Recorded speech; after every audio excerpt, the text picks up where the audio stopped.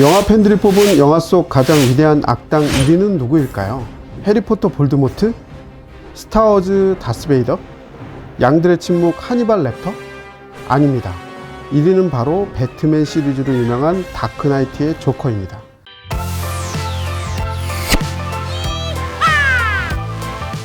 작년 아카데미 시상식에서 나무주연상을 수상한 호아킨 피닉스가 열연한 조커도 인기가 많았지만 2008년 개봉한 영화 다크나이트에서 히스 레저가 연기한 조커의 인기는 따라올 수가 없는데요. 히스 레저가 조커 역을 맡게 된 건 그의 인생작 중에 하나인 브로큰백 마운틴을 본 크리스토퍼 놀란 감독이 주인공으로 점찍었기 때문인데요. 사실 놀란 감독은 조커 역할을 제안하기 전 배트맨 비긴즈의 배트맨 역할로 출연해달라고 먼저 부탁을 했었어요.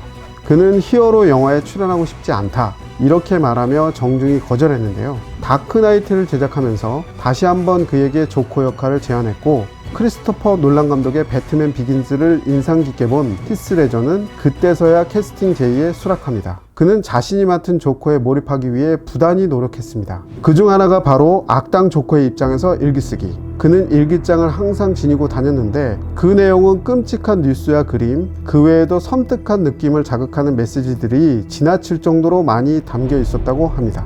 또한 그는 조커라는 캐릭터를 이해하고 소화하기 위해 호텔에 틀어박혀 배트맨과 관련된 영화 만화만 볼 정도로 심취했다고 전해지고요. 조커의 심리 상태를 이해하기 위해 자학을 할 정도였다고 합니다.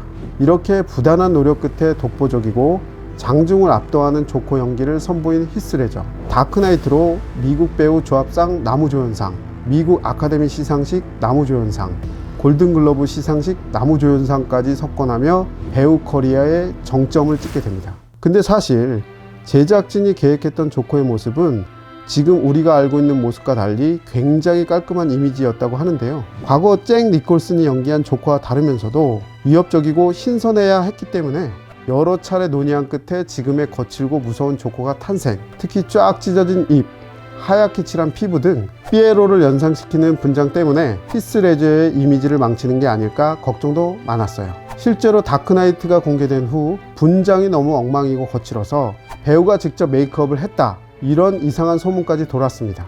하지만 우려와는 달리 영화 속의 분장은 조커의 강한 이미지를 극대화하는 데 도움이 되었습니다. 히스 레저도 자신의 분장이 마음에 들었는지 메이크업이 끝나면 스케이트보드를 타고 세트 곳곳을 누볐다고 전해지는데요. 살아생전 서핑을 즐겼던 그는 무리 없는 촬영장에서는 스케이트보드를 탔다고 합니다. 당시 그와 일했던 다크나이트의 스태프들은 매우 극적인 역할을 연기해야 하는데도 언제나 여유를 갖고 행동하는 그를 보고 놀랄 수밖에 없었어요. 특히 그는 주변에 있는 사람들을 늘 편하게 해주려고 촬영을 시작할 때나 끝날 때나 모든 스태프들과 포옹을 했다고 전해지는데요. 일각에서는 히스 레저가 조커 역할에 너무 몰입해 늘 신경질적이었다, 촬영장에서 늘 어두웠다 말하기도 하는데, 소문과는 달리 그는 조커 분장을 한 상태에서도 늘 친근했다고 합니다. 마치 친구처럼요.